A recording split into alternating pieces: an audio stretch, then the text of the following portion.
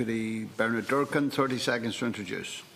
This question seeks to obtain information regarding the number of scheduled events for the current year which might promote Irish heritage and culture at home and abroad with a view to tapping into the economic benefits arising therefrom.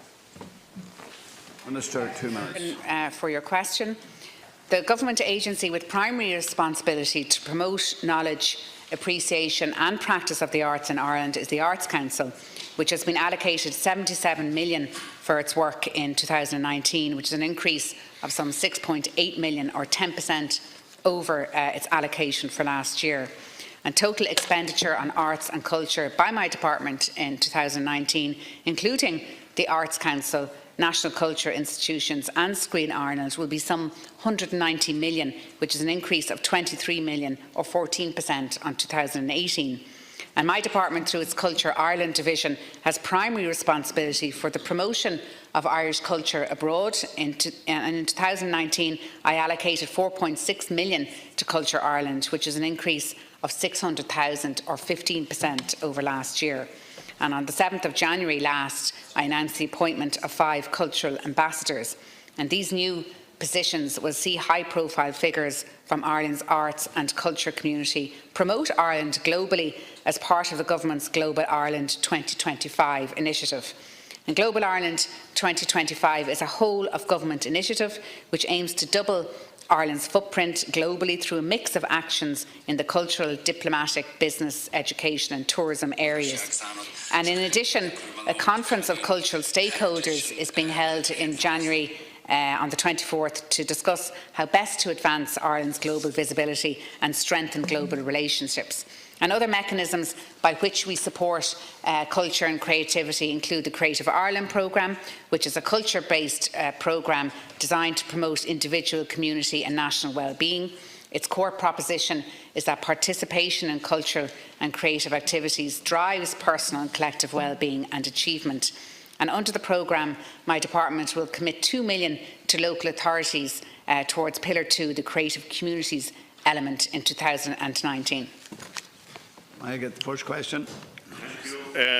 Minister, for your reply. Can I ask, by way of further supplementary question, the extent to which you have received information from events already taking place as to the degree to which information along the heading lines that you have indicated to the House is being made available through the schools and to the schools in order to create an early awareness in the existence of our history, our culture, and obviously with consequent benefits.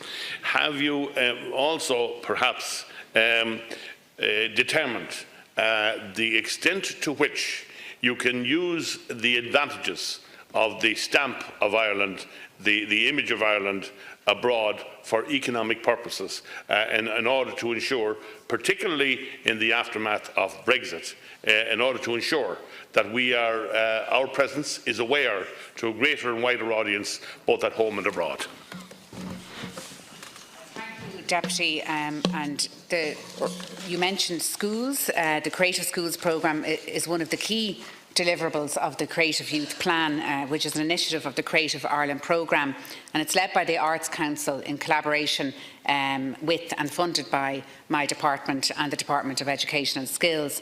And following an open application process, 150 schools were selected for the pilot in the school year from 2018 to this year. And these schools have approximately 38,000 pupils.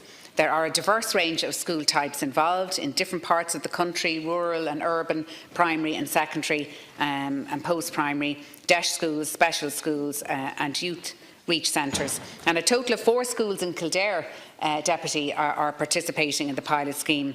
On Live Isa in Ballycane in Naas, Scoil Vickeel Nafa in Athy, Scoil Ballymany in Newbridge and Ursula Nafa in Naas.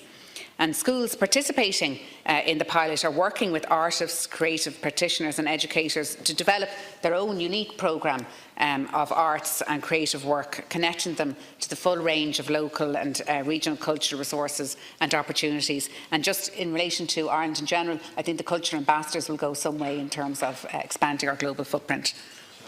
Right, final question. Minister, by way of conclusion, can I ask if your department has evaluated the extent, if any, to which the personal contacts internationally can be, in fact, accelerated and expanded with a view to, as it were, making it almost impossible to ignore the existence of what we have to offer in terms of culture and heritage, and with obvious benefit from a tourism point of view, from an educational point of view, and also from the point of view of utilising every opportunity to promote what we have to an even greater extent than has been done in the past, and to identify the extent to which that can be done practically. For a final response. Thank you, Deputy. And I think this is one of the aims of Global 2025, that we make sure that that Ireland is showcased around the world, and that, you know, one of the reasons I appointed the culture ambassadors was in order to do this. But Culture Ireland has a lot of ambition for 2019. And we hope to double our footprint by 2025 through a mix of actions in the cultural, diplomatic, business, education and tourism areas. And we have a very strong reputation for culture and creativity, and it's central to the initiative. And we propose a number of actions to enhance the promotion of Ireland's culture globally. And also the Heritage Ireland 2030 plan is exceedingly important for this country, and it is at present under consultation.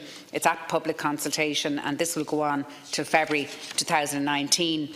There are some projects in County Kildare which were successful in their application as well, Deputy, to the National Creativity Fund, which was launched in May 2018.